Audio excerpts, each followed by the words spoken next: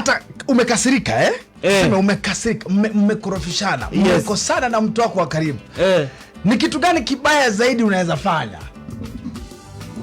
Labda uone kama ni funzo kwake. Ni kunyamaza tu. Ni kunyamaza msimgomo baridi. Hapo ndo umbali wako. Umbali wangu mimi ni mgomo baridi. Huo ndio umbali wako, mgomo baridi. Yes. Shika zako, mimi na shika zangu. Kuna huyu mtu, huyu mtu ambaye alikuwa jeshi zamani. Yes. Amestaafu. Yes. Unaelewa?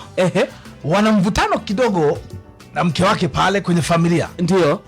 Amegundua mwaka 2023. Yes. Alitengenezewa death certificate. Aliuawa kitambo. Na amegundua wakati akitaka kutafuta gari lake lilienda wapi. Yes. Sababu kumbe akagundua liliuziwa mtu mwingine. Sasa liliuzwaje? Kumbe jamaa alitengenezewa death certificate mwaka 2023. Aliuawa kitambo. Ati alikuwa wapi wewe mwaka 2023 ndio haya yalifanyika? Sini amekuwa jeshi. Staff. Okay. Fuatilia mambo. Hawana uhusiano mzuri na mke wake. Sasa huyu mke akaona suluhisho ni kumtengenezea cheti cha kifo.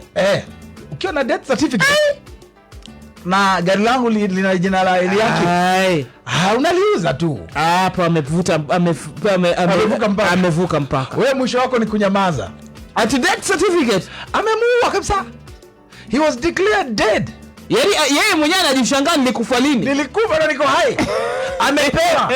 Na cheti hiki amepewa. Wewe si ulikufa?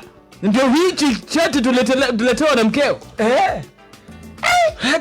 Vitu zako ziliuzwa kwa sababu hauko tena duniani. Kwa kina ndoa jamani ni kugumu. Usiogope kuingia. Kwa kina ndoa kila mmoja ana kikombe chake. Kikombe chako kitakuwa rahisi, usiogope kuingia. Hakuna vikombe masani matupu.